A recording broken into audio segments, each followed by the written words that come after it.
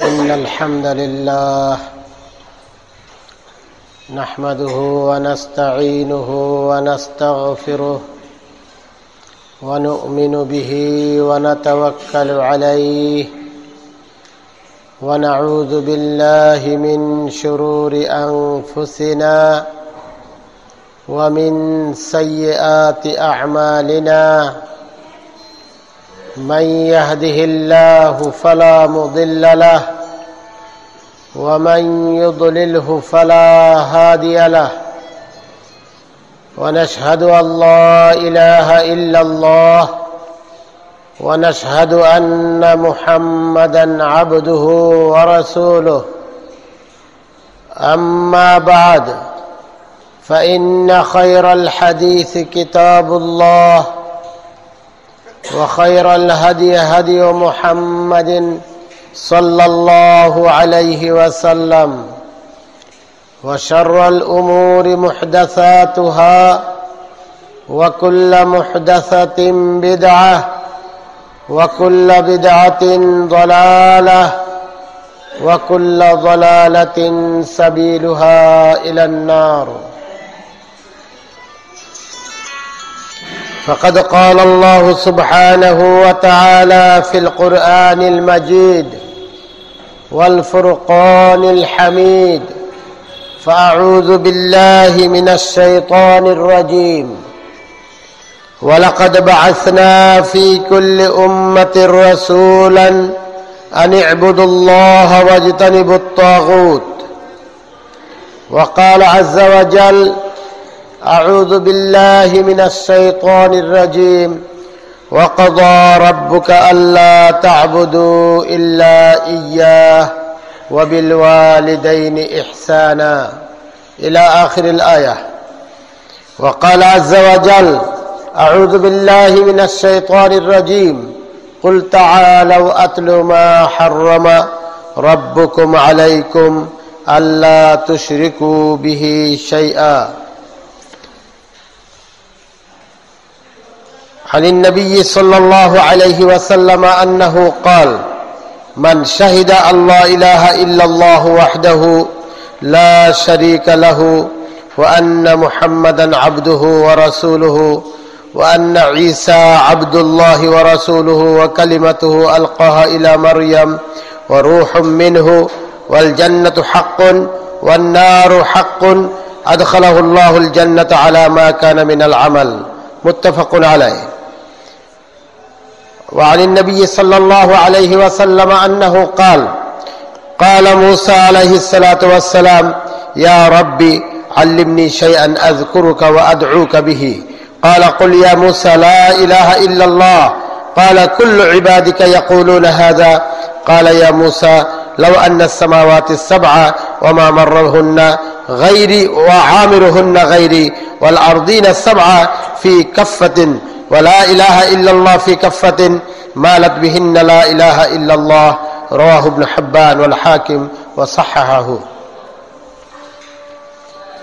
وعن النبي صلى الله عليه وسلم قال الله عز وجل: يا ابن آدم لو أتيتني بقراب الأرض خطايا ثم لقيتني لا تشرك بي شيئا لأتيتك بقرابها مغفرة. رواه الترمذي وحسنه. سبحانك اللهم سبحانك لا علم لنا إلا ما علمتنا إنك أنت العليم الحكيم. سبحانك لا علم لنا إلا ما علمتنا إنك أنت العليم الحكيم. سبحانك لا علم لنا إلا ما علمتنا إنك أنت العليم الحكيم. محترم মুসল্লিয়ান কিরাম, মাসনুন খুতবা পাঠের পর কুরআনুল কারীমের কয়েকটা আয়াতে কারিমার অংশ বিশেষ তেলাওয়াত করেছি এবং রাসূলুল্লাহ সাল্লাল্লাহু আলাইহি ওয়াসাল্লামের কয়েকটি হাদিস আপনাদের সামনে উল্লেখ করেছি। এর আলোকে সংক্ষিপ্তভাবে খুতবাতুল জুমআ প্রদানের ইচ্ছা রাখি। ওয়ামা তৌফিকি ইল্লা বিল্লাহ। ইতিপূর্বে শিরিক সম্পর্কে ধারাবাহিকভাবে দুটো খুতবা আমি আপনাদের সামনে প্রদান করেছি। আজও শিরিক সম্পর্কেই বাকি আলোচনা ইনশাআল্লাহ করব, আল্লাহ যদি আমাকে তৌফিক দান করেন।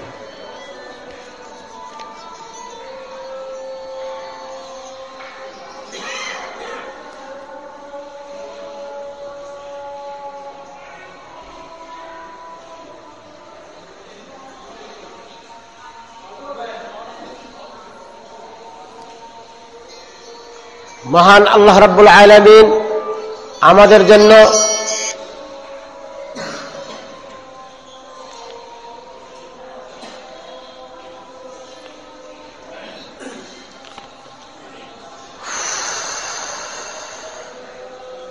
যুগে যুগে নবী ও রাসূল পাঠিয়েছেন এবং নবী রাসূলদের পাঠানোর পিছনে মহান আল্লাহ তাবারক ওয়া তাআলার একটি মাত্রই উদ্দেশ্য, সবচেয়ে মহৎ উদ্দেশ্য যেটা ছিল সেটা হলো এক আল্লাহর ইবাদতকে আল্লাহর জমিনে বাস্তবায়ন করা এবং তাগুত শক্তির সাথে কুফরি করা, তাগুতকে বর্জন করা। এটাই হলো মহান আল্লাহ রাব্বুল আলামিনের নবী রাসূলদেরকে পাঠানোর পিছনে সবচেয়ে বৃহত্তম উদ্দেশ্য। যেজন্য রব্বুল আলামিন কুরআনুল কারীমে ইরশাদ করেছেন, আউযু বিল্লাহি মিনাশ শাইতানির রাজীম, ওয়ালাকাদ বা'আসনা ফি কুল্লি উম্মাতির রাসূলান আন ই'বুদুল্লাহ ওয়াজতানিবুত তাগুত। নিশ্চয়ই আমি প্রত্যেক জাতির মধ্যেই রাসূল পাঠিয়েছি এবং তাদেরকে এই মর্মে আদেশ করেছি যে তারা মানুষকে বলবে উ'বুদুল্লাহ, আল্লাহর ইবাদত করো, ওয়াজতানিবুত তাগুত, এবং তাগুতকে তোমরা বর্জন করো। আরেকটি আয়াতে আল্লাহ তাবারক ওয়া তাআলা ঘোষণা করেন, আউযু বিল্লাহি মিনাশ শাইতানির রাজীম, ওয়া ক্বাদা রাব্বুকা আল্লা তা'বুদু ইল্লা ইয়্যাহু ওয়া বিল ওয়ালিদাইনি ইহসানা। তোমার রব, তোমার পালনকর্তা এই মর্মে সিদ্ধান্ত দিয়েছেন, ফয়সালা দিয়েছেন যে তোমরা এক আল্লাহর ইবাদত করবে, লা তা'বুদু ইল্লা ইয়্যাহ, তাকে ছাড়া আর কারো ইবাদত করবে না, অর্থাৎ আল্লাহকে ছাড়া আর কারো ইবাদত করবে না, এবং তুমি পিতামাতার সাথে সৎ আচরণ করবে। এই আয়াতে কারিমার মধ্যে মহান আল্লাহ রাব্বুল আলামিন আমাদেরকে যে আদেশ করেছেন সেটা হলো একমাত্র আল্লাহর ইবাদত করা এবং পৃথিবীর আর কারো ইবাদত করা যাবে না। যদি আমরা আল্লাহর ইবাদতকে বর্জন করে বাদ দিয়ে অন্য কারো ইবাদত করি তাহলে আমরা শিরক ফিল ইবাদতের মধ্যে লিপ্ত হয়ে যাব। ইতিপূর্বে অতীতের খুতবাতে আমি আপনাদের সামনে বলেছি যে শিরক, তাওহীদ তিন প্রকার, শিরকও তিন প্রকার।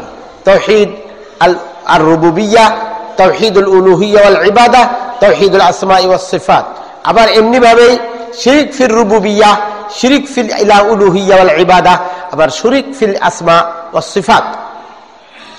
আমরা তাওহীদুর রুবুবিয়্যাহ এবং তাওহীদুল উলুহিয়্যাহ ওয়াল ইবাদাত সম্পর্কে অতীতে খুতবায় আলোচনা করেছি। তাওহীদুর রুবুবিয়্যাহ কাকে বলা হয়, তাওহীদুল উলুহিয়্যাহ ওয়াল ইবাদাহ কাকে বলা হয়। তাওহীদুল উলুহিয়্যাহ বলতে, রুবুবিয়্যাহ বলতে আমরা যে বিষয়টা বলেছিলাম সেটা হলো মহান আল্লাহ রাব্বুল আলামিনের সমস্ত সার্বিক ক্ষমতা আল্লাহর হাতে এবং সারা পৃথিবীর নিয়ন্ত্রণকারী একমাত্র আল্লাহ। আল্লাহকে ছাড়া পৃথিবীর কেউ কোনো কিছুই করতে পারবে না।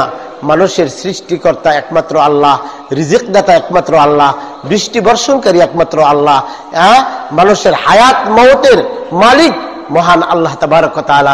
মানুষকে ইজ্জত দেন আল্লাহ, বেইজ্জতি করেন আল্লাহ, মানুষকে অর্থ সম্পদ দেন আল্লাহ, মানুষকে দরিদ্র বানান আল্লাহ, মানুষকে নেতৃত্ব রাজত্ব দেন একমাত্র মহান আল্লাহ রাব্বুল আলামিন, এবং রাজত্ব ছিনে নেন মহান আল্লাহ রাব্বুল আলামিন। এই সব কিছুর অধিকার এবং ক্ষমতা একমাত্র আল্লাহ তাবারক ওয়া তাআলার হাতে। এই বিশ্বাস রাখাটাকে বলা হয় তাওহীদুর রুবুবিয়্যাহ। তাওহীদুর রুবুবিয়্যাহর জন্য আপনাকে কিছু করতে হবে না। তাওহীদুর রুবুবিয়্যাহটাকে আমল করতে হলে শুধু আপনার আন্তরিক বিশ্বাস এবং ঈমান এবং তাসদীককেই বলা হবে তাওহীদুর রুবুবিয়্যাহ, মানে সম্পূর্ণভাবে মহান আল্লাহ রাব্বুল আলামিনের হাতে ক্ষমতাকে ন্যস্ত করে দেওয়া, সুবুত করা যে আল্লাহকে ছাড়া আর কারো হাতে কোনো ক্ষমতা নাই, কোনো শক্তি নেই। সমস্ত পাওয়ার, সমস্ত ক্ষমতা, সমস্ত শক্তি একমাত্র মহান আল্লাহ রাব্বুল আলামিনের হাতেই। এই বিশ্বাস, এই ঈমানকেই বলা হয় তাওহীদুর রুবুবিয়্যাহ। আমি আগেই বলেছিলাম রব অর্থ পালনকর্তা, প্রতিপালক, লালন পালনকারী। এই জন্য বাড়ির যিনি মালিক থাকেন তাকে বলা হয় রাব্বুল বাইত, বাড়ির কর্তা। আবার যিনি বাড়ির কর্তৃক উনাকে বলা হয় রাব্বাতুল বাইত, বাড়ির গৃহিণী। পুরুষকে বলা হবে রাব্বুল বাইত আর তার গৃহিণীকে বলা হবে রাব্বাতুল বাইত, আরবিতে ব্যবহার করা হয়। এই জন্যই মহান আল্লাহ রাব্বুল আলামিন যিনি হলেন সারা বিশ্বের সমস্ত সৃষ্টি জগতের রব, পালনকর্তা, মালিকি ইয়াউমিদ্দিন, বিচারের দিনের তিনি একমাত্র মালিক। তিনি ইহকালেরও মালিক, পরকালেরও মালিক। এই বিশ্বাস রাখাটাকে বলা হয় তাওহীদুর রুবুবিয়্যাহ। এবার তাওহীদুর রুবুবিয়্যাহ হলো মহান আল্লাহ রাব্বুল আলামিনের ক্ষমতা, আল্লাহর যে আধিপত্য, এই বিশ্বাসটাকে বলা হবে তাওহীদুর রুবুবিয়্যা। আর তাওহীদুল উলুহিয়্যা ওয়াল ইবাদা হলো বান্দার পক্ষ থেকে বান্দা যা কিছু করবে, বান্দার পক্ষ থেকে বান্দা যা কিছু করবে জীবনে, সেটা কার জন্য করবে? একমাত্র শুধুমাত্র আল্লাহকে সন্তুষ্ট করার জন্য করবে। এটা আল্লাহর ইবাদত। ইবাদত অর্থ কি? উপাসনা। হ্যাঁ, আল্লাহর সান্নিধ্য অর্জন করার জন্য, আল্লাহর সন্তুষ্টি অর্জন করার উদ্দেশ্যে, আল্লাহর রেজামন্দি হাসিল করার উদ্দেশ্যে বান্দা যা কিছু করবে, এটাকে বলা হয় তাওহীদুল উলুহিয়্যা ওয়াল ইবাদাত। উলুহিয়্যা, ইলাহ শব্দের অর্থ হলো মা'বুদ, উপাস্য। ইলাহ শব্দের অর্থ লা ইলাহা ইল্লাল্লাহ, আই লা মা'বুদা বিহাক্কিন গায়রুল্লাহ। আল্লাহকে ছাড়া সত্যিকারে প্রকৃতপক্ষে সত্যি বাস্তবমুখী কোন ইলাহ, আল্লাহকে ছাড়া আর কেউ নেই, এই স্বীকারোক্তি প্রদান করাটাই বলা হয় লা ইলাহা ইল্লাল্লাহ। এবার আল্লাহকে ছাড়া কোনো হক মা'বুদ নেই, উপাস্য নেই, উপাসনার উপযুক্ত হকদার আল্লাহকে ছাড়া আর কেউ নেই, এই স্বীকারোক্তি আমরা দিচ্ছি লা ইলাহা ইল্লাল্লাহর মাধ্যমে।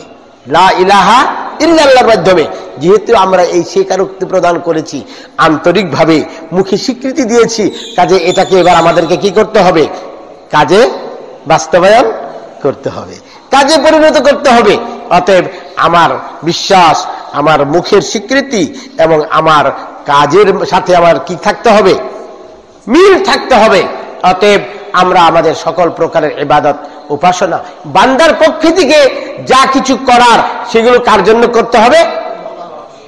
একমাত্র শুধুমাত্র আল্লাহ তাবারক ওয়া তাআলার জন্যই করতে হবে, অন্য কারোর জন্য করা যাবে না, যাবে না। শিরক আবার আছে তাওহীদুল আসমা ওয়াস সিফাত। আসমা ওয়াস সিফাত, মহান আল্লাহ রাব্বুল আলামিনের নাম এবং গুণাবলী সম্পর্কিত যে তাওহীদ, এই তাওহীদকে বলা হয় তাওহীদুল আসমা ওয়াস সিফাত। তাওহীদুল আসমা ওয়াস সিফাত বলতে আমরা কি বুঝি? সেটা হলো মহান আল্লাহ রাব্বুল আলামিনের কতগুলো নাম রয়েছে, গুণবাচক নাম, আল্লাহর জাতি নাম, সত্তাগত নাম একটি, সেটা হলো ইলাহ বা আল্লাহ। আল্লাহ ছাড়া বাকি যে নামগুলো, সেগুলোকে বলা হয় আল্লাহর গুণবাচক নাম। সর্বমোট আল্লাহর 99টি নাম রয়েছে। সহিহ বুখারীতে আসছে, রাসূল সাল্লাল্লাহু আলাইহি সাল্লাম বলেছেন লিল্লাহি 99 ইসমান, আল্লাহ রাব্বুল আলামিনের 99টি নাম রয়েছে। হ্যাঁ, ফাদউহু বিহা, তোমরা সেই নাম দিয়ে আল্লাহ রাব্বুল আলামিনকে ডাকো। কুরআনুল কারীমের মধ্যেও মহান আল্লাহ তাবারক ওয়া তাআলা বলেছেন ওয়ালিল্লাহিল আসমাউল হুসনা ফাদউহু বিহা, আল্লাহ রাব্বুল আলামিনের সুন্দর সুন্দর কতগুলো নাম রয়েছে, সেই নামগুলো দ্বারা তোমরা আল্লাহকে আহ্বান করো। হ্যাঁ, কুল উদউল্লাহ আও উদউর রহমান আইয়াম্মা তাদউ ফালাহুল আসমাউল হুসনা ফাদউহু বিহা ফালাহুল আসমাউল হুসনা। তোমরা, হে নবী, তুমি বলে দাও যে তোমরা উদউল্লাহ আও উদউর রহমান, তোমরা আল্লাহকে ডাকো অথবা রহমানকে ডাকো। হ্যাঁ, আইয়াম্মা তাদউ, তোমরা যেভাবেই ডাকো না কেন, ফালিল্লাহিল আসমাউল হুসনা, আল্লাহর কতগুলো সুন্দর সুন্দর নাম রয়েছে, অতঃপর সেই নামগুলো দ্বারা মহান আল্লাহ রাব্বুল আলামিনকে আমাদের ডাকতে হবে। তাহলে আল্লাহর যে কতগুলো সুন্দর সুন্দর নাম আছে, এটা কোরআন দ্বারাও সাব্যস্ত হলো, হাদিস দ্বারাও সাব্যস্ত হলো, প্রমাণিত হলো। অতএব মহান আল্লাহ রাব্বুল আলামিনের যে গুণবাচক নামগুলো রয়েছে, কুরআনুল কারীম দ্বারা যে আল্লাহর যে গুণগুলো প্রমাণিত হয়েছে, অথবা হাদিস দ্বারা রাসূলুল্লাহ সাল্লাল্লাহু আলাইহি সাল্লাম মহান আল্লাহ রাব্বুল আলামিন সম্পর্কে যে গুণাবলী হাদিসের মাধ্যমে প্রকাশ করেছেন, অর্থাৎ কুরআন এবং হাদিসের মধ্যে মহান আল্লাহ রাব্বুল আলামিনের পরিচয় এবং গুণাবলী সম্পর্কে যে আল্লাহর গুণবাচক নামগুলো এসেছে, মহান আল্লাহ রাব্বুল আলামিনের যে গুণগুলো এসেছে, সেই গুণগুলোকে আমাদের হুবহু ওই শব্দগুলোর যে অর্থ, সেই অর্থেই আমাদের সেইগুলোকে বিশ্বাস করতে হবে, মেনে নিতে হবে। সেগুলোর কোনো তাবিল, ভুল ব্যাখ্যা করা যাবে না, সেগুলোর কোনো আল্লাহর গুণকে বর্জন করা যাবে না, বাদ দেওয়াও যাবে না, এবং তার মধ্যে কোনো পরিবর্তনও করা যাবে না। যেভাবে কোরআনের মধ্যে এসেছে সেইভাবেই সেগুলোকে আমাদের বিশ্বাস করতে হবে। হাদিস শরীফে রাসূল সাল্লাল্লাহু আলাইহি সাল্লাম আল্লাহ রাব্বুল আলামিনের গুণবাচক নামগুলো যেভাবে তিনি ব্যাখ্যা বিশ্লেষণ করেছেন, তিনি যেভাবে বলেছেন, সেইভাবেই সেগুলোকে বিশ্বাস করতে হবে, তার ব্যতিক্রম কোনো কিছু করা যাবে না। এটাকে বলা হয় তাওহীদুল আসমাই ওয়াস সিফাত। তাওহীদুল আসমাই ওয়াস সিফাত। তাওহীদুল আসমা ওয়াস সিফাতের মধ্যে আমাদের মধ্যে বেশ ত্রুটি রয়েছে। আমি গত শুক্রবারে, আগের শুক্রবারে বলেছিলাম যে মক্কার মুশরিকদের মধ্যেও তাওহীদুল উলুহিয়্যা ওয়াল ইবাদতের মধ্যে পার্থক্য ছিল না, কিন্তু তাওহীদুর রুবুবিয়্যার মধ্যে কোনো রকম তাদের মধ্যে কোনো ভুল ছিল না। তাওহীদুর রুবুবিয়্যা তাদের ভিতরে ছিল। মহান আল্লাহ রাব্বুল আলামিন তিনি যে সারা পৃথিবীর পালনকর্তা, লালন পালনকারী, এই ব্যাপারে তাদের কোনো সন্দেহ সংশয় ছিল না। মক্কার মুশরিকরা এটাকে বিশ্বাস করত, কিন্তু তাদের মধ্যে সংশয় ছিল, তাদের মধ্যে সন্দেহ ছিল, তাদের মধ্যে যে ত্রুটিটা ছিল সেটা হলো তাওহীদুল উলুহিয়্যা ওয়াল ইবাদতকে নিয়ে। তারা এক আল্লাহর ইবাদত করত না, তারা আল্লাহর সাথে অন্যদেরকে শরীক করত। হ্যাঁ, যেমন তারা বিভিন্ন দেব দেবীর পূজা করত, গায়রুল্লাহকে তারা মানত, লাত, মানাত, উজ্জা, হুবাল, ইয়াগুস, ইয়াউক, নাসর ইত্যাদি বিভিন্ন দেবদেবী, বিভিন্ন তাদের পূর্বপুরুষদের নামে তারা মূর্তি বানিয়ে সেগুলো তারা উপাসনা করত এবং সেগুলোকে তারা প্রাধান্য দিত। মহান আল্লাহ রাব্বুল আলামিন সম্পর্কে যখন রাসূল সাল্লাল্লাহু আলাইহি সাল্লামকে আল্লাহ রাব্বুল আলামিন বললেন, হে নবী, তুমি তাদেরকে জিজ্ঞেস করো তাদেরকে বৃষ্টি কে দেয়, তখন তারা উত্তরে বলবে লা ইয়াকুলান্নাল্লাহ, অবশ্যই তারা উত্তরে বলবে যে আল্লাহই আমাদের বৃষ্টি দেন। তুমি নবী জিজ্ঞেস করো যে তাদেরকে কে খাদ্য দেয় আসমান এবং জমিন থেকে, তখন তারা উত্তরে বলবে যে আল্লাহ আমাদেরকে খাবার দেন, রিজিক দেন। তুমি তাদেরকে জিজ্ঞেস করো কে তাদেরকে জীবিত করে মৃত্যু দান করেন, তখন তারা অবশ্যই উত্তরে বলবে আল্লাহ আমাদের রিজিক দেন, খাবার দেন। তাহলে আল্লাহ রাব্বুল আলামিন যে রিজিক দিতে পারেন, রিজিক দাতা আল্লাহ, জীবন দাতা আল্লাহ, মৃত্যু দাতা আল্লাহ, বৃষ্টি দেওয়ার মালিক আল্লাহ, সব কিছুর মালিক আল্লাহ, এই বিশ্বাস মক্কার মুশরিকদের ছিল। তাহলে এই বিশ্বাসটাকে বলা হয় কি তাওহীদুর রুবুবিয়্যা। তাহলে আল্লাহ যে সার্বিক ক্ষমতার মালিক, এই বিশ্বাস মক্কার মুশরিকদের মধ্যেও ছিল। কিন্তু দুঃখজনক ব্যাপার, আমাদের বর্তমান জমানার অনেক মুসলমানের ঘরে জন্মগ্রহণকারী অনেক মুসলমানের সন্তানের মধ্যেও এই বিশ্বাসের মধ্যে ত্রুটি রয়েছে, এই বিশ্বাসের মধ্যে ত্রুটি রয়েছে। তাহলে আমরা একদিক থেকে মক্কার মুশরিকদের চেয়েও জঘন্য হয়ে গেছি। আবার মক্কার মুশরিকরা কি করত, ওরা যখন এই দেবদেবীর পূজা করত, তাদেরকে যখন জিজ্ঞেস করা হতো যে তোমরা এদের পূজা কেন করো, তোমরা এদেরকে কেন ডাকো, তারা উত্তরে বলতো হ্যাঁ, লা না'বুদুহুম ইল্লা লিয়ুকাররিবুনা ইলাল্লাহি যুলফা, আমরা এদেরকে ডাকি একটা মাত্র উদ্দেশ্যে, সেটা হলো এরা আমাদেরকে আল্লাহর সাথে কিছুটা নৈকট্যতা স্থাপন করে দিবে, এরা আমাদের সাথে আল্লাহর সাথে যোগাযোগ স্থাপন করে দিবে। আল্লাহর মধ্যে আমাদের মধ্যে অনেক গ্যাপ, তো আমরা আল্লাহর মধ্যে সরাসরি কোনো যোগাযোগ করতে পারি না। এরা হলো অনেক পীরে কামেল বুজুর্গ, হ্যাঁ, এরা আমাদের সাথে আল্লাহর সাথে কিছু যোগাযোগ করে দিবে, নৈকট্যতা অর্জন করে দিবে, কাছাকাছি করে দিবে, যাতে আল্লাহর সান্নিধ্য আমরা অর্জন করতে পারি, আল্লাহর রহমত আমাদের উপরে হয়। ওনারা আল্লাহর কাছে একটু সুপারিশ করবেন আমাদের জন্য একটু বলে দিবেন, আমাদের লেগে একটু কথা বলবেন। যেমন পৃথিবীতে মানুষ সরাসরি কোর্টে গিয়ে বিচারকের সাথে কথা বলতে পারে না, তাকে কি করতে হয়, একজন উকিল ধরতে হয়। ওদের ধারণা যে যেরকম পৃথিবীতে ম্যাজিস্ট্রেটের সাথে, জজের সাথে, আইনজীবীর সাথে কথা বলতে গেলে, বিচারপতির সাথে কথা বলতে গেলে একজন উকিলের মাধ্যমে আরজি পেশ করতে হয়, এরকমই আল্লাহ বোধহয় এরকম। আল্লাহর লগে সরাসরি সাধারণ মানুষ কথা বলতে পারবে না, তাদের আরজি পেশ করতে পারবে না। অতএব আল্লাহর লগে কথা কইবার লেগাও ওই রকম উকিল ধরার দরকার আছে। তাহলে তারা উকিল কারা? এই উকিল হইল লাত, মানাত, উজ্জা, হুবাল, এরা যারা আরবের পূর্বপুরুষ মহামনুষী ছিলেন, ওরা হলো এদের সেই মাধ্যম। অতএব তারা ওই জন্য ওদের মূর্তি বানিয়ে ওদের পূজা করত, ওদের ভোগ দিত বিভিন্ন কিছু। যারা হিন্দুরা যেরকম নাকি মূর্তি পূজা করে, ওরাও এরকম মূর্তি পূজা করত। মক্কার মুশরিকরা পৌত্তলিক পূজারী ছিল। ওই মুশরিকদেরকে যখন জিজ্ঞেস করা হতো, তোমরা যদি আল্লাহ সবকিছু করেন, এই বিশ্বাস যদি তোমাদের থাকে যে রিজিক আল্লাহ দেন, বৃষ্টি আল্লাহ দেন, হায়াত আল্লাহ দেন, মওত আল্লাহ দেন, সুস্থ আল্লাহ করেন, অসুস্থতা আল্লাহ দেন, এই বিশ্বাস যদি থাকে, তাহলে তোমরা এক আল্লাহকে কেন ডাকো না, এক আল্লাহর ইবাদত কেন করো না, তোমরা আল্লাহর সাথে এদেরকে কেন শরীক করো? তখন তারা উত্তরে কি বলতো? যে আল্লাহ যে এগুলো দেয় এই বিশ্বাস আমাদের আছে, কিন্তু আমরা এদেরকে ডাকি লিয়ুকাররিবুনা ইলাল্লাহি যুলফা, এরা যাতে আমাদেরকে আল্লাহর একটু কাছে নৈকট্যতা অর্জন করিয়ে দেয়, আল্লাহর একটু প্রিয় ভাজন করে দেয়। হ্যাঁ, ওদের মাধ্যমে যেন আল্লাহর কাছে একটু সুপারিশ করবো আমগোর ব্যাপারে, কাজে আল্লাহ আমাদেরকে একটু ভালোবাসবেন, আল্লাহর একটু কাছাকাছি আমরা হবো, আল্লাহর একটু দয়া মায়া পাবো, আল্লাহ আমাদেরকে একটু অনুকম্পা করবেন, আমাদের উপর অনুগ্রহ করবেন এদের সুপারিশের মাধ্যমে। এই ছিল মক্কার মুশরিকদের ধারণা। হ্যাঁ, আজকে দুঃখজনক ব্যাপার, আমরা যারা মুসলিম দাবি করি, আমাদের বাংলা ভারতের পাক ভারত উপমহাদেশের মুসলমানদের মধ্যে থেকে অনেক লোক তারা মনে করে পীর বাবাকে না ধরলে জান্নাতে যাওয়া যাবে না। পীর মাশায়েখরা তারা আমাদেরকে আল্লাহ রাব্বুল আলামিনের সাথে কি করে দিবে? নৈকট্যতা সৃষ্টি করে দিবে, আল্লাহর কাছাকাছি করে দিবে, আল্লাহর কাছে আমাদের জন্য তারা সুপারিশ করবে। কি আমাদের যারা নাকি পীর ধরে বর্তমান জমানায়, তাদের এই ধারণা নয়? হ্যাঁ, তারা কি বলে?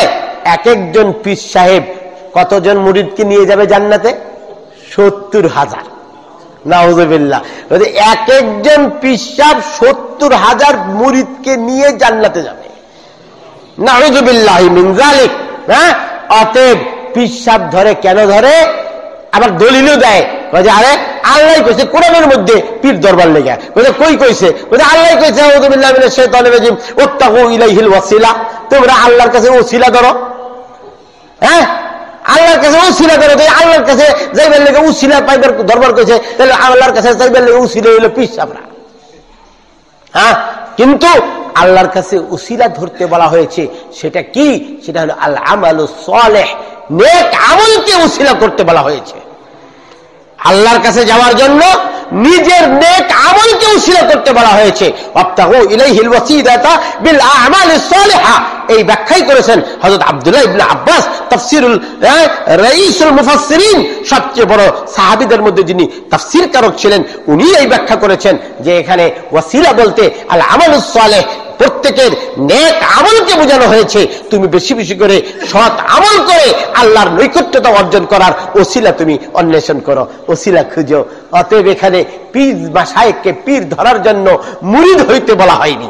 হ্যাঁ, আল্লাহ রাব্বুল আলামিন অসংখ্য অগণিত নবী রাসূল পাঠিয়েছেন। কোন নবী বা রাসূলের মহান আল্লাহ রাব্বুল আলামিনের কাছে আমাদের একমাত্র সাইয়্যিদুল মুরসালিন মুহাম্মদ ইবনে আব্দুল্লাহ আলাইহি আফজালুস সালাওয়াত ওয়া আযকাত তাসলিমাত, তাকে ছাড়া আর কোন নবী রাসূল আল্লাহর কাছে সুপারিশ করার অনুমতি পাবেন? রাসূলুল্লাহ সাল্লাল্লাহু আলাইহি ওয়াসাল্লাম উনি কি সরাসরি আল্লাহর কাছে ডাইরেক্ট সুপারিশ করতে পারবেন? তাও পারবেন না। উনি আল্লাহর কাছে সুপারিশ করার জন্য আগে অনুমতি চাবেন। আল্লাহ রাব্বুল আলামিন কি বলেছেন? আউযু বিল্লাহি মিনাশ শাইতানির রাজিম, মান যাল্লাযী ইয়াশফাউ ইনদাহু ইল্লা বিইজনি, মান যাল্লাযী ইয়াশফাউ ইনদাহু ইল্লা বিইজনি, আল্লাহর অনুমতি ছাড়া কি আছে আল্লাহর কাছে সুপারিশ করে? অর্থাৎ আল্লাহর অনুমতি ছাড়া পৃথিবীর কেউ আল্লাহর কাছে সুপারিশ করতে পারবে না। এবার সাইয়্যিদুনা আদম আলাইহিস সালাতু ওয়াস সালাম, উনি কি আল্লাহর কাছে সুপারিশ করতে পারবেন? মুসা আলাইহিস সালাম পারবেন? ইব্রাহিম আলাইহিস সালাম পারবেন? কোন নবী রাসূল পারবেন না। সকল নবী রাসূলের কাছেই তার উম্মতেরা যাবে, মানুষেরা যাবে, তাদের কাছে গিয়ে বলবে আমাদের জন্য আল্লাহর কাছে আপনি সুপারিশ করুন। ওনারা বলবেন আমি আল্লাহর কাছে অপরাধী, আমি ভুল করেছিলাম, আল্লাহর হুকুম অমান্য করেছিলাম, অতএব আমি পারবো না তোমাদের জন্য সুপারিশ করতে। একজন একজন করে সকল নবী রাসূলই ফিরত দিয়ে দিবেন। সর্বশেষ মুহাম্মদুর রাসূলুল্লাহ সাল্লাল্লাহু আলাইহি ওয়াসাল্লামকে দেখিয়ে দিবেন ওনারা যে তোমরা একমাত্র মুহাম্মদের কাছে যাও। মুহাম্মদ যদি চায় আল্লাহর কাছে সুপারিশ করে, আল্লাহ যদি তাকে অনুমতি দেন, তাহলে উনিই একমাত্র সুপারিশ করতে পারবেন। রাসূলুল্লাহ সাল্লাল্লাহু আলাইহি সাল্লামের কাছে যখন মানুষেরা যেয়ে, মুসলমানরা যেয়ে বলবে, এবার রাসূলুল্লাহ সাল্লাল্লাহু আলাইহি সাল্লাম আল্লাহর কাছে সুপারিশ করার অনুমতি চেয়ে সাজদায় পড়ে যাবেন। তিনি সাজদারত থাকবেন। সাজদায় থাকা অবস্থায় দীর্ঘ সময় সাজদা থাকার পরে মহান আল্লাহ রাব্বুল আলামিন রাসূলুল্লাহ সাল্লাল্লাহু আলাইহি সাল্লামকে বলবেন, ইয়া মুহাম্মদ ইরফা রাসাক, হে মুহাম্মদ তুমি তোমার মাথা সাজদার থেকে উঠাও এবং তোমার যা চাওয়ার তুমি চাও, তোমার যা সুপারিশ করার তুমি সুপারিশ করো, আমি তোমাকে অনুমতি দিলাম। সুবহানাল্লাহ। রাসূল সাল্লাল্লাহু আলাইহি সাল্লামকে অনুমতি দেওয়ার পরে তিনি আল্লাহর কাছে সুপারিশ করবেন। এবার আল্লাহ রাব্বুল আলামিন তার সুপারিশ কবুল করবেন। সুবহানাল্লাহ। তাহলে উনাকে ছাড়া যদি কোনো নবী রাসূল সুপারিশ করতে না পারে, তাহলে সেই মক্কার মুশরিকদের যে আকীদা ছিল, তাদের দেব দেবীরা তাদেরকে আল্লাহর নৈকট্যতা অর্জন করিয়ে দেবে, আল্লাহর কাছে করে দেবে, আল্লাহর সান্নিধ্য লাভ করিয়ে দেবে। আর আজকে বর্তমানের মুসলমান নামধারী মুসলমানদেরও এই আকীদা যদি থাকে যে আমাদের পিসাবরা আল্লাহর সাথে আমাদের সান্নিধ্য ঘটিয়ে দেবে, তাহলে ওদের আকীদা মক্কার মুশরিকদের আকীদার মধ্যে আর আমাদের আকীদার মধ্যে তারতম্য কোথায়?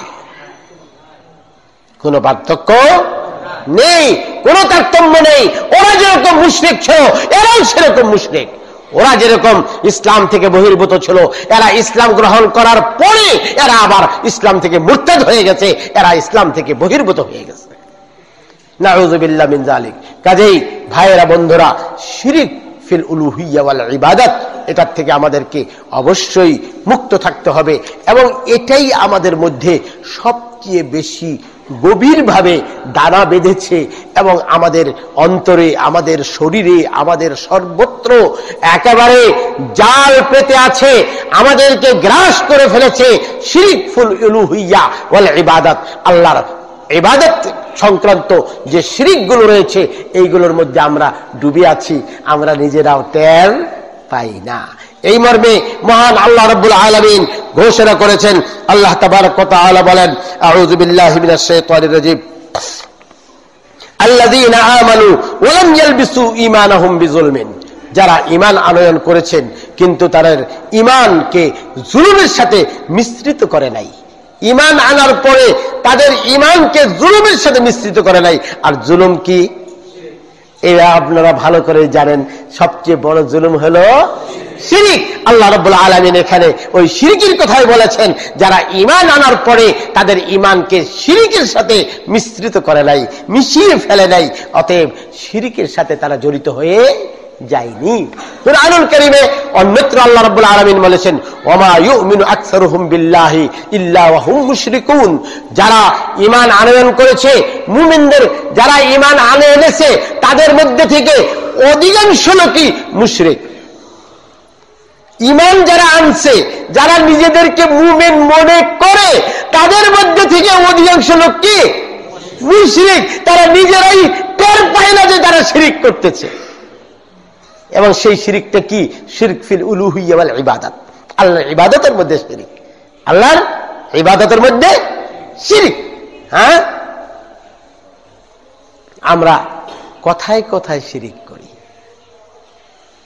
আমরা ব্যবহার আচরণে শিরক করি, আমরা বিশ্বাসগত দিক থেকে শিরক করি। শিরক ফিল ইতিকাদ, শিরক ফিল আমল। কতগুলো শিরক আছে আমলের দিক থেকে, আবার কতগুলো শিরক আছে বিশ্বাসগত দিক থেকে। বিশ্বাসের কারণে মুশরিক হয়ে যাবেন, আবার কিছু আছে আমলের কারণে মুশরিক হয়ে যাবেন। হ্যাঁ, অনেকেই বারকে তারা মূল্যায়ন করে, অনেক বারকে তারা খারাপ মনে করে, অনেকেই অনেক পশু পাখিকে তারা খারাপ মনে করে।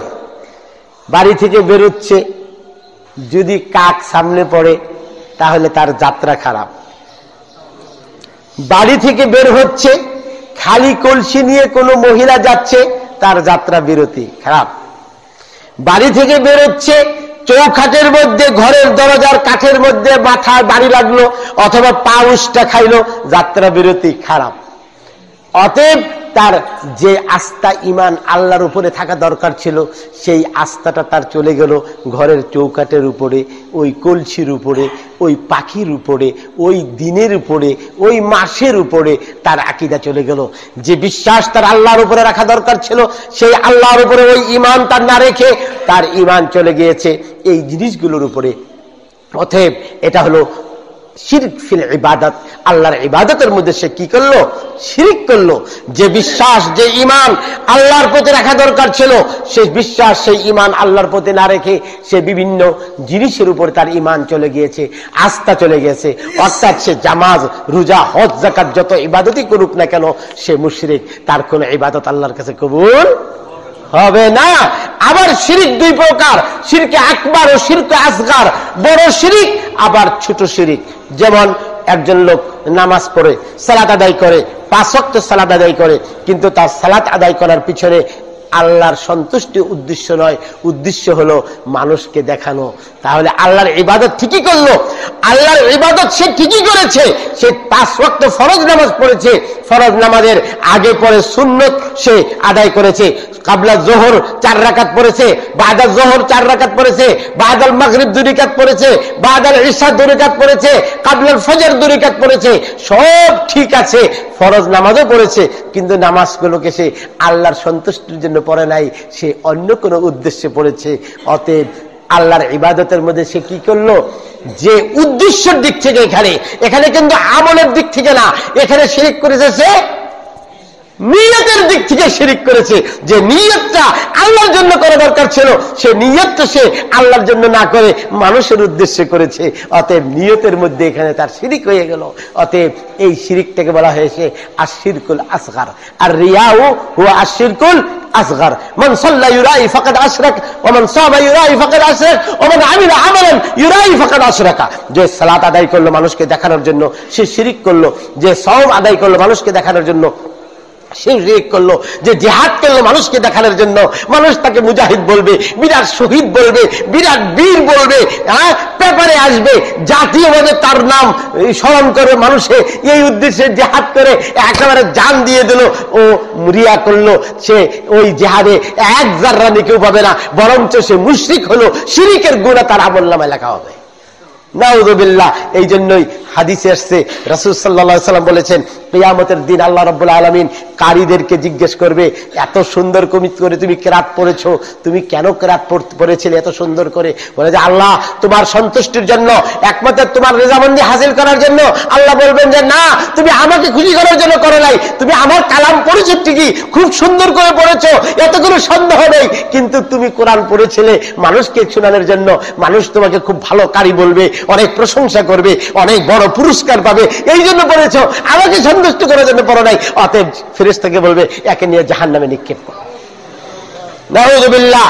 ভালো আন্তর্জাতিক কারি হওয়ার পরেও সে জান্নাতে যাবে না, সে জাহান্নামে যাবে।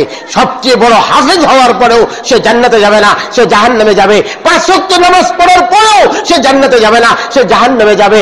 একজন মুজাহিদ জিহাদ করার পরেও সে জান্নাতে যাবে না, সে জাহান্নামে যাবে। কেন? তার রিয়া, তার নিয়তের মধ্যে ত্রুটি ছিল, আল্লাহর সন্তুষ্টির উদ্দেশ্য না করে সে অন্য উদ্দেশ্যে সেগুলো করেছে। এই জন্য রিয়া তার ভিতরে হয়েছে।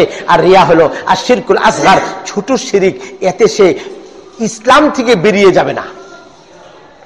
একজন লোক নামাজ পড়লো, আল্লাহর সন্তুষ্টির জন্য পড়ে নাই, অন্য উদ্দেশ্যে পড়েছে, এই জন্য তাকে কাফির বলা হবে না। এই জন্য তাকে একেবারে সে ইসলাম থেকে খারিজ হয়ে গেছে, খারিজুন আলিল মিল্লাহ, মুরতাদ তাকে বলা হবে না, তাকে মুসলমানের অন্তর্ভুক্তই করা হবে। কিন্তু সে ছোট ধরনের শিরিক করার কারণে শিরিক গুনার শাস্তি তার ভোগ করতে হবে। সে মুশরিক, কিন্তু সে খারিজুন আলিল মিল্লাহ নয়। কিন্তু একজন যদি মহান আল্লাহ রাব্বুল আলামিনের সম্পর্কে আকীদা, বিশ্বাসগত দিক থেকেই যদি আল্লাহর উপরে তার আস্থা না থাকে, যেমন মহান আল্লাহ রাব্বুল আলামিন একমাত্র রোগ বিধি নিবারণকারী, আল্লাহ একমাত্র মানুষকে সুস্থতা দানকারী, এই বিশ্বাস রাখতে হবে। এটা হলো তাওহীদুল উলুহিয়্যা ওয়াল ইবাদা। এবার যদি কেউ মনে করে যে না আল্লাহ ছাড়াও আমার রোগ ব্যাধি ভালো হইবার পারে, পীর সাহেবের কাছে যদি যাই আমার পীর বাবা আমার অসুখ ভালো করে দেবার পারবো, মাজার শরীফে গেলে শাহজালালের মাজারে গেলে হেনু যদি একটা খিসিন্নি দেই, একটা মিলাদ পড়াইয়া দেই মাজারে যাইয়া, তাইলেই আমার বিপদ আপদ সব দূর হয়ে যাবে। তাহলে বিপদ আপদ দূর করার মালিক কে? আল্লাহ। এবার তার ঈমান কোথায় চলে গেল? মাজার শরীফে। অতএব সে হয়ে গেল মুশরিক, পরিপূর্ণ মুশরিক, কামেল আল মুশরিকুল কামেল ওয়াল খালিস, একবারে নির্ভেজাল মুশরিক হয়ে গেল, নির্ভেজাল মুশরিক। অতএব ওর ভিতরে ঈমান একটু থাকলো না, সে ইসলাম থেকে খারিজ হয়ে গেল, মুরতাদ হয়ে গেল, মুরতাদ হয়ে গেল। তার সাথে তার পরিবারের সাথে বিবাহ শাদী দেওয়া মুসলমানদের হারাম, হারাম, হারাম। কোন আত্মীয়তা করা যাবে না, আত্মীয়তা থাকলে সে আত্মীয়তা ছিন্ন হয়ে যাবে। কোন মুমিনের মেয়ে যদি তার বাড়িতে বিয়ে দেওয়া হয়, সেই মেয়েকে বিচ্ছিন্ন করে সাথে সাথে নিয়ে আসতে হবে, যে পর্যন্ত তওবা না করবে তার সাথে তাকে আর দেওয়া যাবে না, দেওয়া যাবে না, কারণ সে মুশরিক, ইসলাম থেকে সে বেরিয়ে গেছে। এইরকম ভাবেই মনে করেন তাবিজ ব্যবহার করে একজন মানুষ। তাবিজ, সাধারণ তাবিজ আমাদের অনেকের শরীরেই আছে, অনেকের শরীরে আছে, অনেকেরই থাকে। আমাদের বাংলাদেশ, পাক ভারত উপমহাদেশের অনেক মুসলমান, হিন্দুরাও তাবিজ ব্যবহার করে, মুসলমানরা তাবিজ ব্যবহার করে। কিন্তু তাবিজটা কেন ব্যবহার করি? রোগ বালার জন্য, শত্রুকে ঘায়েল করার জন্য, বউকে কাবু করার জন্য, ইত্যাদি ইত্যাদি, ব্যবসায়ী বাণিজ্যে উন্নতি পাওয়ার জন্য বিভিন্ন উদ্দেশ্যে করে। ঠিক আছে, এবার আসেন, তাবিজ কবজটা দুইটা উদ্দেশ্যে ব্যবহার করা হয়। একটা হলো আল্লাহ একমাত্র আমাকে বিপদ থেকে রক্ষাকারী, আল্লাহ একমাত্র আমার ব্যবসায় উন্নতি দিবেন, আল্লাহ একমাত্র আমাকে রোগ ব্যাধি থেকে মুক্ত করতে পারেন। কিন্তু তাবিজটা একটা উসিলা, তাবিজটা শরীরে দিলে হয়তো রোগটা আল্লাহ এই উসিলায় ভালো করবেন। বুঝলেন ব্যাপারটা? ঈমান কিন্তু কার উপরে? আল্লাহর উপরে। কিন্তু আমি তাবিজটা ব্যবহার করলাম, এই তাবিজের উসিলায় আল্লাহ আমারে ভালো করবো। কেন ভালো করব? আল্লাহই ভালো করবে, কিন্তু তাবিজটা হলো উসিলা। একটা গেল। আর একটা হইল কি, আরে মিয়া এই তাবিজ শরীরে থাকলে তাবিজের এত পাওয়ার, এই তাবিজেই তোমার সবকিছু থেকে ফেরাইব। নাউযুবিল্লাহ। এবার কি হইল? সম্পূর্ণ আস্থা তাবিজের উপর চলে আসলো না? আসলো কিনা? এই 2 নম্বর আকীদা যদি কারো ভিতরে থাকে যে তাবিজ গায়ে থাকলে এই তাবিজে শত্রুকে ঘায়েল করবে, শত্রুর থেকে আপনাকে রক্ষা করবে, বিপদ থেকে রক্ষা করবে, আপনার ব্যবসায় উন্নতি হবে, এই তাবিজেই সবকিছু করবে, তাহলে আপনার ঈমান ভিতরে এক যারা ঈমানও থাকলো না, আপনি একদম খালেস খাঁটি মুশরিক হয়ে গেলেন। আর যদি মনে করেন যে না আল্লাহ আমাকে সবকিছু করবেন, আল্লাহ সমস্ত ক্ষমতার মালিক, আল্লাহ আমাকে রোগ মুক্ত করবেন, আল্লাহ আমার ব্যবসায় উন্নতি দিবেন, কিন্তু তাবিজটাই একটা উসিলা মাত্র, এই উসিলায় হয়তো আল্লাহ আমাকে রোগ মুক্তি দিতে পারেন, ব্যবসায় উন্নতি দিতে পারেন, শত্রুর হাত থেকে আমাকে রক্ষা করতে পারেন। যদি এই বিশ্বাস আপনার থাকে তবুও আপনি একজন মুশরিক, কিন্তু এটা হলো শিরকে আসগার, ছোট শিরক। কারণ ঈমান আল্লাহর উপর থেকে আপনার পরিপূর্ণ লাভে নাই, আল্লাহর উপরে ঈমানটা কিছুটা আছে। ঈমান আল্লাহর উপর রেখে তাবিজ ব্যবহার করতেছেন, এরপরেও আপনি মুশরিক। শিরকে আসগার এটাকে বলা হবে, ছোট শিরিক বলা হবে। কেন? যেহেতু রাসূলুল্লাহ সাল্লাল্লাহু আলাইহি ওয়াসাল্লামের পবিত্র মুখ থেকে বেরিয়েছে, তিনি বলেছেন মান আল্লাকা তামিমাতান ফাকাদ আশরাকা, যে তাবিজ লটকাইলো সে শিরিক করলো। কে বলছেন এটা? রাসূল সাল্লাল্লাহু আলাইহি ওয়াসাল্লাম বলেছেন। অতএব আপনি যদি 2 নম্বরও হন তারপরেও আপনাকে মুশরিক বলা হবে, কিন্তু এই শিরিকটা হলো শিরকে আসগার, ছোট শিরিক, ছোট শিরিক। এইরকম শিরিক করার কারণে আপনি ইসলাম থেকে বহির্ভূত হবেন না, কিন্তু আপনাকে মুশরিক বলা হবে আল্লাহর নবীর ভাষায়, এবং শিরিক গুনাহ আপনার হবে। শিরিক করার যে গুনাহ, সেই গুনাহ আপনাকে ভোগ করতে হবে, শাস্তি ভোগ করতে হবে। আপনিও মুশরিক, কিন্তু শিরকে আসগার, শিরকে আকবার নয়। আর যদি প্রথম আপনার ভিতরে থাকে যে এই তাবিজই আমাকে বিপদ থেকে রক্ষা করবে, তাহলে আপনি শিরকে আকবার করলেন, বড় ধরনের শিরিক করলেন, এবং আপনি ইসলাম থেকে সম্পূর্ণভাবে বহির্ভূত হয়ে যাবেন, ইসলাম থেকে বেরিয়ে যাবেন। কাজেই ভাইয়েরা বন্ধুরা, শিরিক আমাদের চিনতে হবে, আমাদের জানতে হবে, এবং শিরিক থেকে আমাদেরকে মুক্ত থাকতে হবে। রাসূলুল্লাহ সাল্লাল্লাহু আলাইহি সাল্লামের দরবারে একদিন একজন সাহাবী একটা তাবিজ হাতে বাঁধা অবস্থায় আল্লাহর নবীর দরবারে গিয়েছেন। রাসূল সাল্লাল্লাহু আলাইহি সাল্লাম বললেন, তুমি এটা কেন দিয়েছো? একটা গাছের শিকড় বাঁধা ছিল হাতের মধ্যে। রাসূল সাল্লাল্লাহু আলাইহি ওয়াসাল্লাম তাকে জিজ্ঞেস করলেন, তুমি এটা কেন দিয়েছো? বলে যে আমার শরীরে বাতের ব্যথা, গিরায় ব্যথা করে, এই ব্যথার উপশমের জন্য আমি এটা দিয়েছি। আল্লাহর নবী বলেন, এই তাবিজে তোমার কখনো ব্যথার উপশম হবে না, বরং তোমার রোগ আরো বাড়বে। এই কথা বলে তিনি বললেন, ওয়াল্লাহি, আল্লাহর কসম করে বলি, তুমি যদি এই তাবিজ, তোমার এই শিকড়, এই সুতা তোমার শরীরে থাকা অবস্থায়, বাঁধা অবস্থায় যদি তুমি মৃত্যুবরণ করো, তাহলে তুমি জাহান্নামে নিক্ষিপ্ত হবে। নাউযুবিল্লাহ। নবী একজন সাহাবীকে বললেন। নবী কাকে বলেছিলেন কথাটা? নবীর সাহাবীকে বলেছিলেন। কেন বলেছিলেন? তার হাতের মধ্যে একটা গাছের শিকড় বাঁধা ছিল।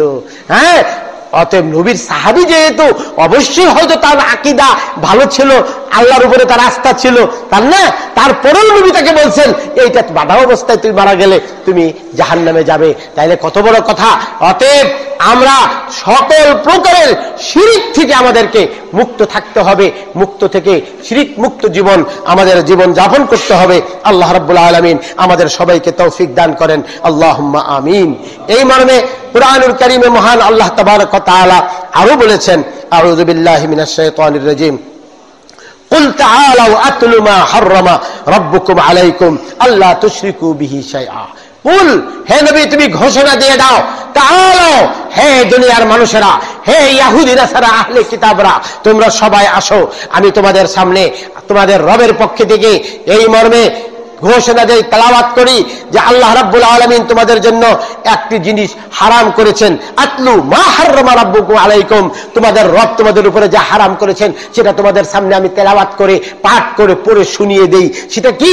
আল্লাহ তুশরিকু বিহি শাইআন, তোমরা কখনো আল্লাহর সাথে কাউকে শরীক করবে না।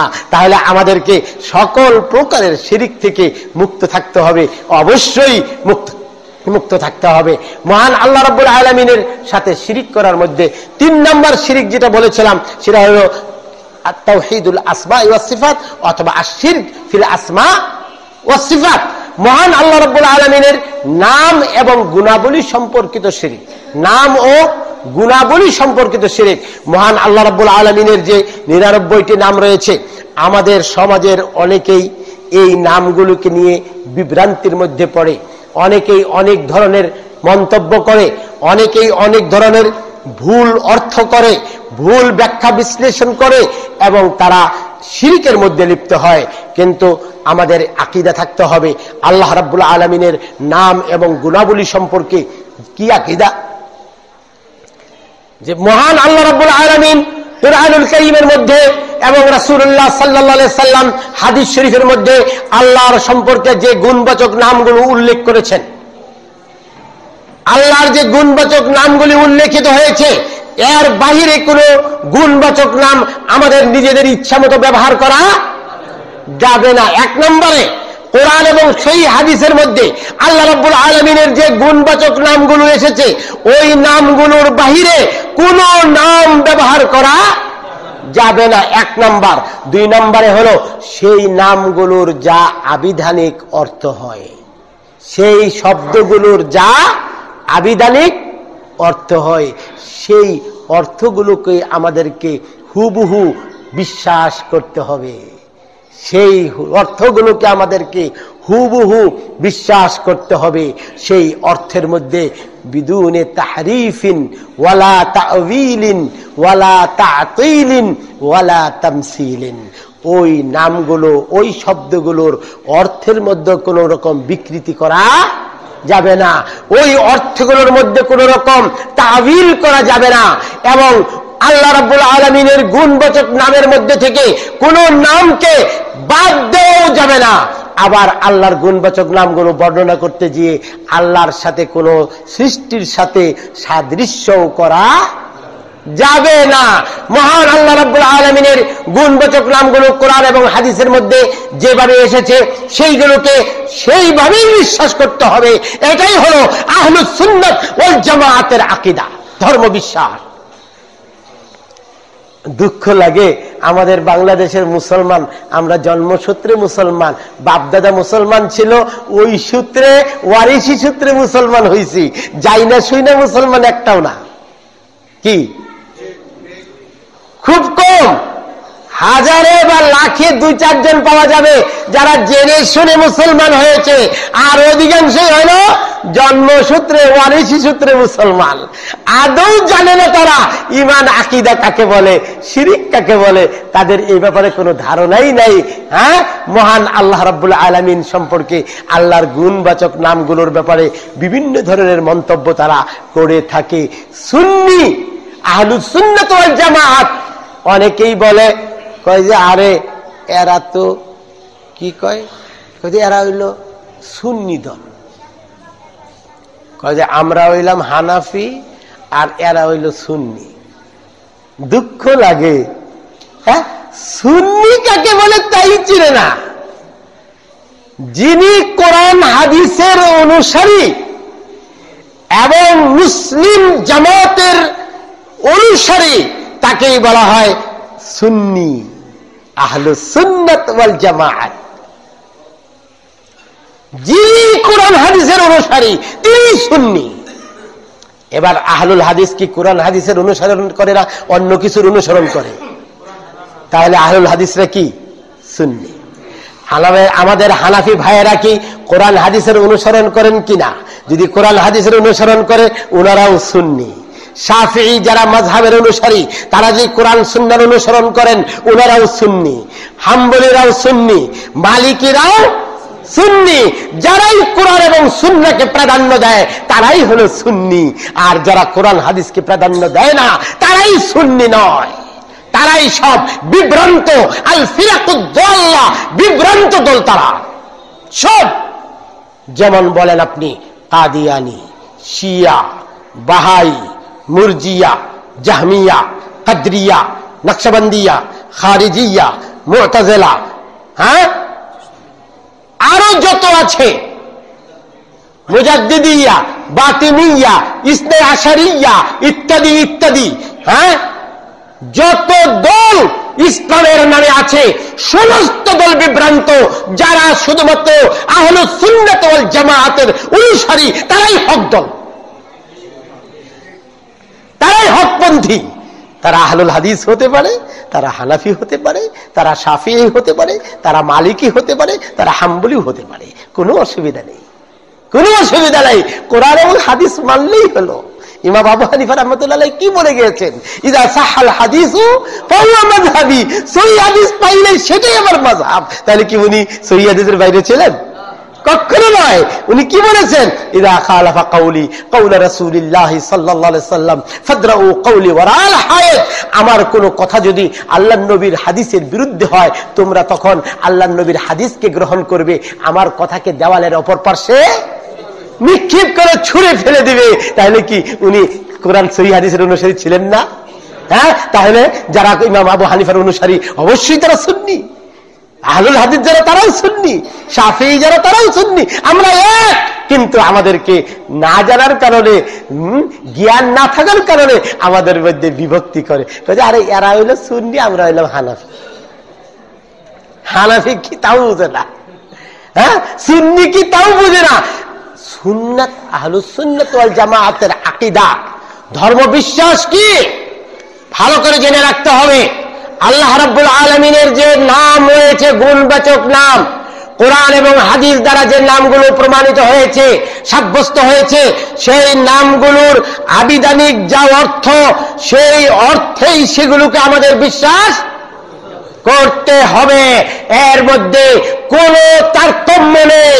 আহলুল হাদিস, হানাফি, শাফিঈ, মালিকি, হাম্বলি, এই 5টা দলের মধ্যে এই ব্যাপারে চুল পরিমাণ মতভেদ নাই। যদি কেউ মতভেদ করে সেই সুন্নি দল থেকে ছিটকে পড়ে যাবে। বুঝছেন না বুঝেন নাই? এটাই ইমাম আবু হানিফা রাহমাতুল্লাহ আকীদা, ইমাম শাফিঈর আকীদা, ইমাম মালিকের আকীদা, ইমাম আহমদ ইবনে হাম্বল রাহিমাহুমুল্লাহর আকীদা যে আল্লাহ রাব্বুল আলামিনের সম্পর্কে কোরআন এবং সেই হাদিসের মধ্যে যত গুণবাচক নাম এসেছে সেই নামগুলোর যা অর্থ সেই হুবহু অর্থকেই আমাদের বিশ্বাস করতে হবে, মেনে নিতে হবে।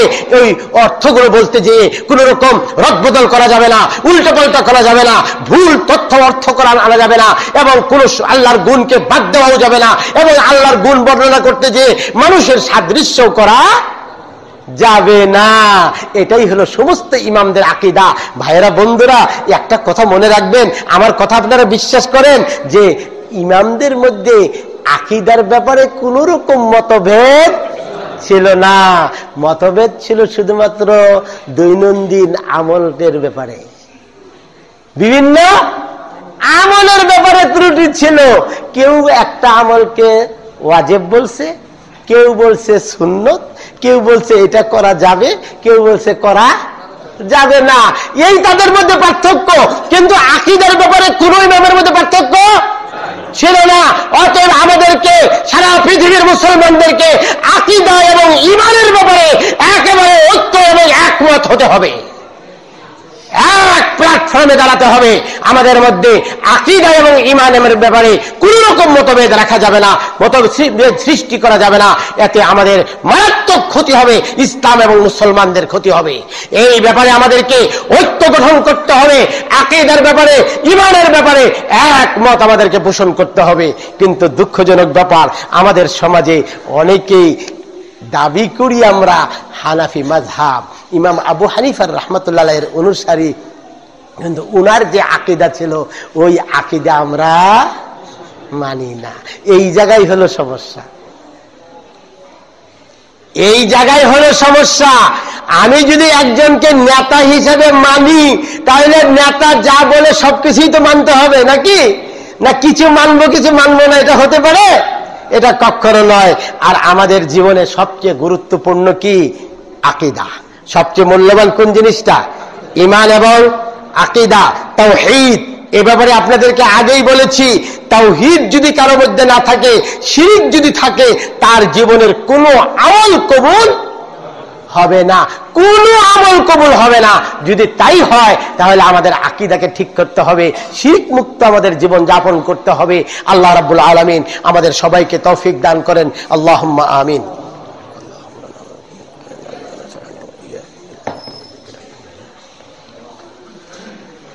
আলহামদুলিল্লাহ ওয়াসসালাতু ওয়াসসালামু আলা রাসূলিল্লাহ, আম্মা বা'দ। فقد قال الله سبحانه وتعالى في القرآن المجيد والفرقان الحميد: فأعوذ بالله من الشيطان الرجيم وما خلقت الجن والإنس إلا ليعبدون। মহান আল্লাহ রাব্বুল আলামিন বলেছেন, আমি জিন ও ইনসানকে শুধুমাত্র আমার তাওহীদ, আমার একত্ববাদকে বাস্তবায়ন করার জন্যই সৃষ্টি করেছি। মহান আল্লাহ রাব্বুল আলামিন আরো বলেছেন, আউযু বিল্লাহি মিনাশ শাইতানির রাজীম, ইন্নাল্লাহা লা ইয়াগফিরু আন ইউশরাকা বিহি ওয়া ইয়াগফিরু মা দুনা যালিকা লিমান ইয়াশা। নিশ্চয়ই আল্লাহর সাথে কেউ শিরিক করলে আল্লাহ তাকে ক্ষমা করবেন না, এবং শিরিক গুনাহ ছাড়া আর যত গুনাহ আছে আল্লাহ যাকে ইচ্ছা করবেন ক্ষমা করে দিবেন।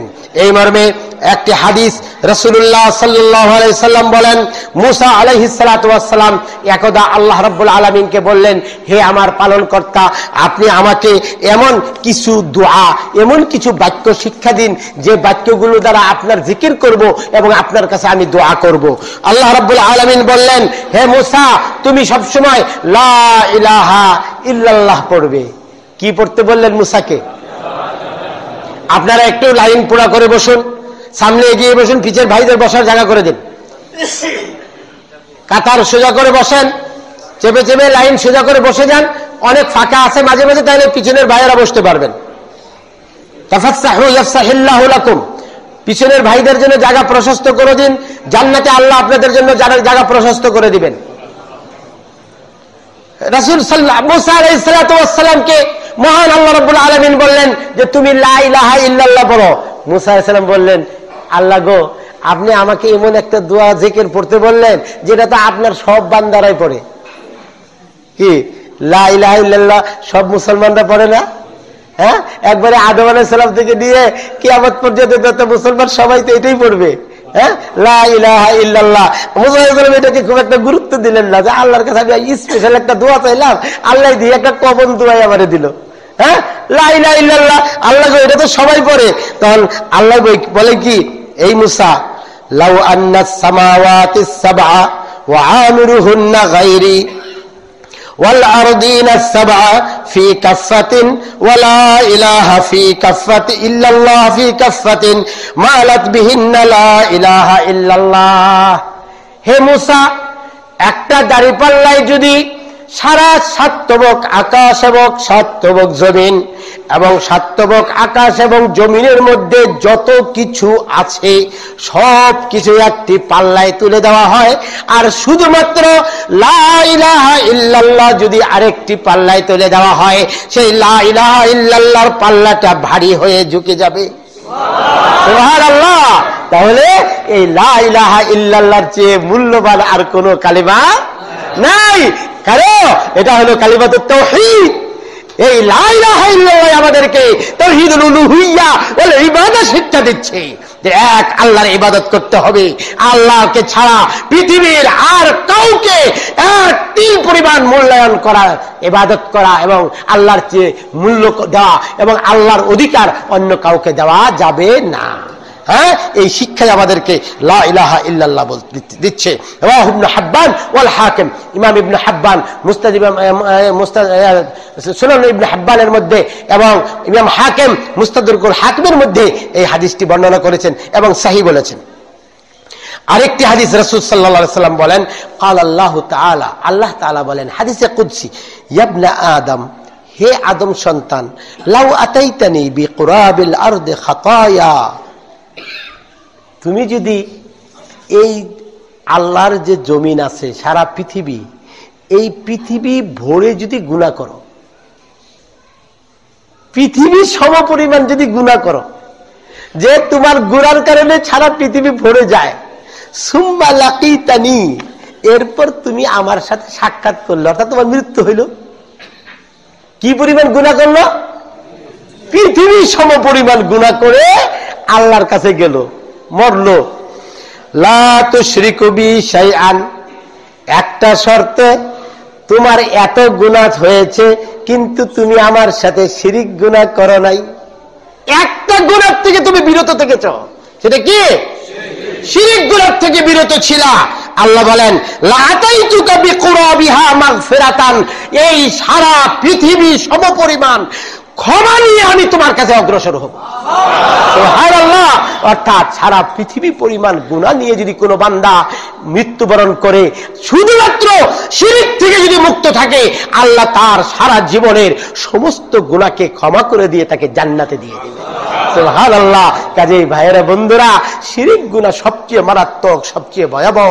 এই শিরক গুনাহ থেকে আমাদেরকে যেভাবেই হোক বাঁচতে হবে, রক্ষা পেতে হবে এবং শিরক গুনাহ সম্পর্কে আমাদেরকে ইলম অর্জন করতে হবে, জানতে হবে, পড়তে হবে এবং এগুলোকে আমাদের চিহ্নিত করতে হবে।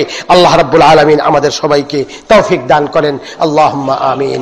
আউযু বিল্লাহি মিনাশ শাইতানির রাজীম। ইন্নাল্লাহা ওয়া মালাইকাতুহু ইউসাল্লুনা আলান নবী ইয়া আইয়ুহাল্লাযীনা আমানু সাল্লু আলাইহি ওয়া সাল্লিমু তাসলিমা। আল্লাহুম্মা সাল্লি আলা মুহাম্মাদ ওয়া আলা আলি মুহাম্মাদ কামা সাল্লাইতা আলা ইব্রাহিম ওয়া আলা আলি ইব্রাহিম ইন্নাকা হামিদুম মাজিদ। আল্লাহুম্মা বারিক আলা মুহাম্মাদ ওয়া আলা আলি মুহাম্মাদ كما باركت على إبراهيم وعلى آل إبراهيم إنك حميد مجيد. اللهم أعز الإسلام والمسلمين، اللهم أعز الإسلام والمسلمين وأذل الشرك والكفرة والفجرة والمبتدعين. اللهم دمر ديارهم، اللهم مزق جمعهم، اللهم خالف بين كلماتهم وزلزل أقدامهم، أنزل بهم بأسك الذي لا ترده عن القوم المجرمين. اللهم إنا نجعلك في نحورهم ونعوذ بك من شرورهم. اللهم اكفناهم بما شئت. اللهم انصر المسلمين في كل مكان، اللهم انصر المسلمين في كل مكان، اللهم انصر المسلمين في بنغلاديش، اللهم انصر المسلمين في جميع العالم. اللهم انصرنا ولا تنصر علينا، وزدنا ولا تنقصنا، اكرمنا ولا تهنا، آثرنا ولا تؤثر علينا. عباد الله رحمكم الله، عباد الله رحمكم الله. الله তুমি তোমার বান্দাদের মধ্যে যারা গুনাহগার তাদেরকে ক্ষমা করে দাও আল্লাহ, আমাদের পাপিষ্ঠদেরকে ক্ষমা করে দাও। আল্লাহুম্মা গফির লানা, আল্লাহুম্মা গফির লানা যুনুবানা ওয়া ইসরাফানা ফি আমরিনা ওয়া সাব্বিত আকদামানা। আল্লাহুম্মা হাফিজনা মিন কুল্লি বালাইদ দুনিয়া ওয়া মাসাইবিল আখিরাহ। আল্লাহুম্মা ইশফিনা বিশিফাইকা ওয়া দাওিনা বিদাওয়াইক। আল্লাহুম্মা আযিবিল বাস রাব্বান নাস ওয়াশফি আনতা শাফি লা শিফা ইল্লা শিফাউকা শিফাআন লা ইগাদিরু সাকামা। আল্লাহ, তোমার অনেক বান্দা বান্দি অসুস্থ, অনেক মুমিন ব্যক্তি অসুস্থ, তারা আজকে বিছনায় কাতরাচ্ছে অসুস্থতার কারণে, তাদেরকে তুমি সুস্থতা দান করো আল্লাহ। আল্লাহ, আমাদের পার্শ্বে মেডিপেথ হাসপাতালের মালিক আমাদের সেলিম রেজা ভাই অসুস্থ অবস্থায় বিছানায় পড়ে আছেন, প্যারালাইসিস হয়ে গেছে স্ট্রোক করে। আল্লাহ, তাকে তুমি সুস্থতা দান করো আল্লাহ। তুমি মানুষকে অসুস্থ করতে পারো, তুমিই তাকে সুস্থতা দান করতে পারো, তোমার হাতে সবকিছু সমস্ত ক্ষমতা। আল্লাহ, তুমি তাদেরকে সুস্থ করে দাও আল্লাহ, তাদের গুনাহ ক্ষমা করে দাও আল্লাহ, তাদেরকে তুমি পবিত্র করো। লা বা'সা তাহুরুন ইনশাআল্লাহ। ইবাদাল্লাহ রাহিমাকুমুল্লাহ, ইন্নাল্লাহা ইয়া'মুরু বিল আদলি ওয়াল ইহসান ওয়া ইতা'i যিল কুরবা ওয়া ইয়ানহা আনিল ফাহশা'i ওয়াল মুনকার ওয়া লাযিকরুল্লাহি আকবার ওয়াল্লাহু ইয়া'লামু মা তাসনাউন। আকিমিস